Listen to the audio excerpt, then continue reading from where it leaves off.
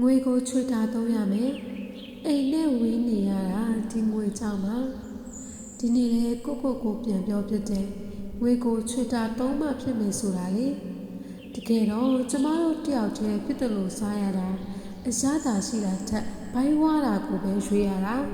လူချင်တာလေးတွေမြင်ရင်တော့မျက်စိမိတ်ကြော်သွားရတာတွေကတက်စေးနေကြလို့မဟုတ်ပါဘူးအိမ်နဲ့ဝေးရမှာလာနေပြီးရုံးကန်နေရတာဟာလဲဒီငွေကြောင့်ပဲမဟုတ်လားကိုယ့်ရဲ့ပင်ပန်းမှုတွေကအိမ်မှာရှိတဲ့မိသားစုအတွက်အဆင်ပြေမှုဖြစ်စေခြင်းလို့ပါကိုယ့်ရဲ့ချွေတာမှုတွေကချစ်ရတဲ့သူတွေရဲ့နောင်ရှိတဲ့အတွက်လုံခြုံမှုဖြစ်စေခြင်းလို့ပါတခါတလေအရန်ပင်ပန်းလာတဲ့အခါအိမ်ကိုပြန်ပြေးစိတ်တွေပေါင်းမိတယ်ဒါပေမဲ့လက်ထဲကငွေဆက်ကူလေးတွေကိုကြည့်ပြီးအန်တိတ်ထားရပြန်ရောငွေကရာမဟုတ်ပေမဲ့အိမ်ပြန်လန်းကိုတော့သူကပဲခင်းပြီးနိုင်တာကိုပင်ပန်းနေပြီလားလွမ်းနေပြီလားခဏလေးပါပဲအတူတူအားတင်းထားကြရအောင်အခုဗီဒီယိုလေးကိုကြည့်နေတဲ့သူတွေထဲမှာရောအိမ်နဲ့ဝေးရမှာငွေအတွက်ရုန်းကန်နေရတဲ့သူတွေရှိလား